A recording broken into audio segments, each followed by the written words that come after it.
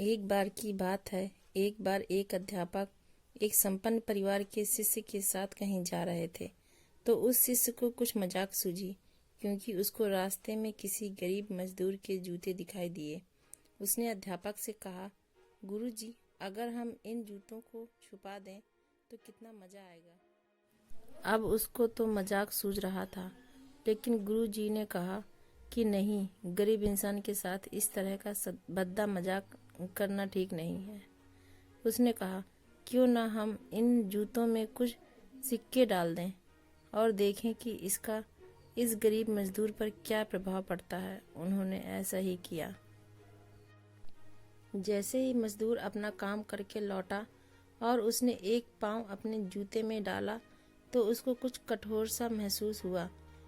उसने अंदर हाथ डाला तो उसको कुछ सिक्के दिखाई दिए। वह थोड़ा आश्चर्य में पड़ गया। आसपास किसी को देखा तो कोई भी दिखाई नहीं दिया। वापस उसने दूसरा पैर अपने जूते में डाला और वापस उसको उसमें कुछ सिक्के दिखाई दिए। अब दोनों जूतों के सिक्कों में उसने अपने हाथों में रखा और प्रभु की तरफ इशारा किया, हे प्रभु, पता नहीं किस भले मानुष ने यह सिक्के मेरे जूते में छुपाए हैं, लेकिन जिसने भी छुपाए हैं उसको मेरी दुआ है ताकि इन पैसों से मैं अपने बच्चों और पत्नी के लिए कुछ खाना और दवाइयाँ ला सकूं। और इतना बोलकर वह चला गया। इस बात को शिष्य और अध्यापक दोनों सुन रहे थे। अब अध्यापक ने शिष्य से पूछा कि अब तुम मुझे बताओ कि तुम्हें कैसा महसूस हुआ, तुम्हारे पहले वाली मजाक या मेरी यह तरीका। तो उसने कहा कि गुरुजी, मैं आपसे क्षमा चाहता हूँ।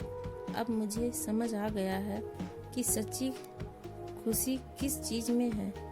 जब हम किसी की मजाक उड़ाते हैं तो हमें कुछ पल का आनंद मिलता है, लेकिन इससे हमें बद्दुआ मिलती है। लेकिन अगर हम किसी की मुश्किल परिस्थितियों में मदद करते हैं और जिसकी भी हम मदद करते हैं उसको भी नहीं पता कि हमने उसकी मदद की है, लेकिन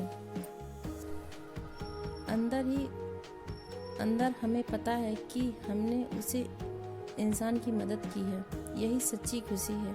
जब हम दूसरों को खुशी देते हैं तो हमें सच्ची खुशी मिलती है। इसी तरह खुशियाँ बांटते रहिए, लोगों की मदद करते रहिए और दान करते रहिए। जिसके भी आप काबिल हो, जितना भी आपसे बन सके दान करें, लेकिन दान जरूर करें।